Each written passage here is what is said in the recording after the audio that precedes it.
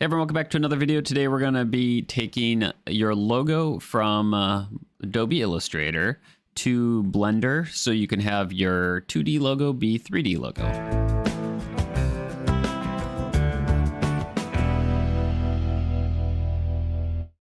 So the first thing we're going to do is go ahead and get our logo. We're going to drag that into Illustrator. And then it should auto import. And then we can go ahead and scale this down. If you hold Shift and then you hit the little anchor point, you can scale it uniformly. Otherwise, if you don't, it'll, squish and be all bad looking.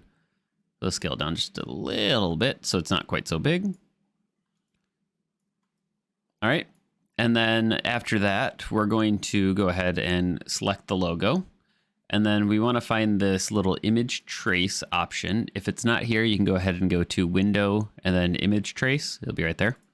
It'll trace all the lines, basically turning it into a vector image, so you can scale it up however big you want. So we're going to go ahead and click the little preview here.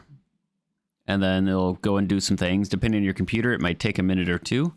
And then you'll notice now we have this white background here, which we do not want. So we'll go ahead and hit Ignore White. And then that will remove all of that.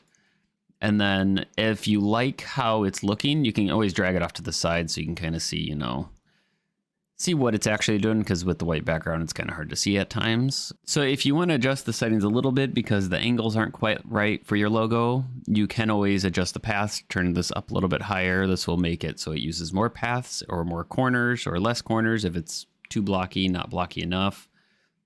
So it's kind of, usually the default settings work pretty well, but you'll have to kind of play with it depending on your logo.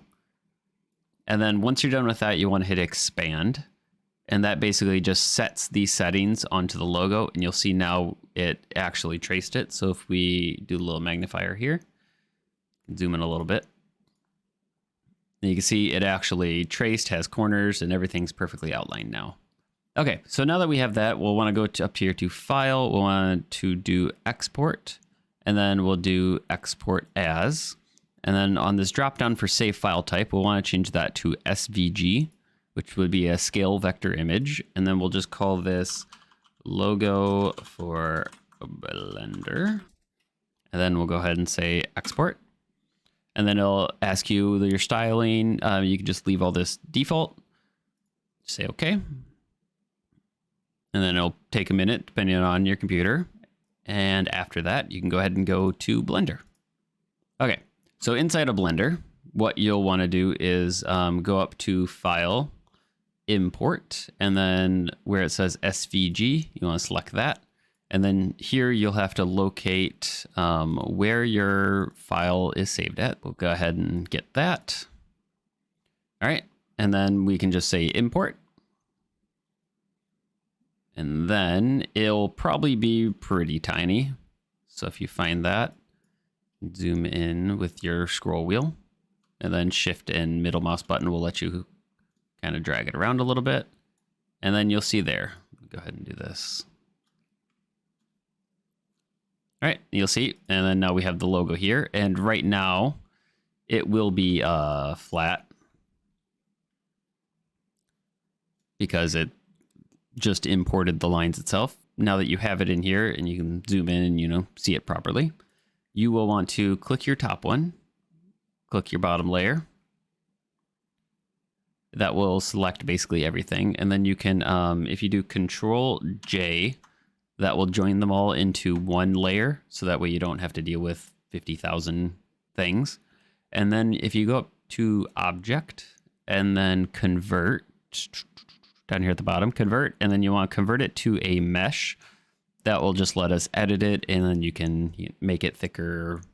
You can manipulate it a little bit more. So now that you have it converted to a mesh, you can go ahead and select it, and then on the top left, you'll hit Object in Edit mode, or you can just hit Tab, also works.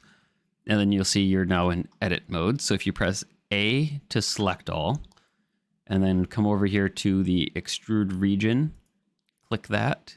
And then you can click this little yellow arrow and drag it up. And that'll basically let you make it as however thick you want to add the logo. So that way you can have a little bit more 3D. And then once you get that to where you like it, you can go ahead and hit Tab or go up here to Edit Object Mode. and then you'll be outside of it.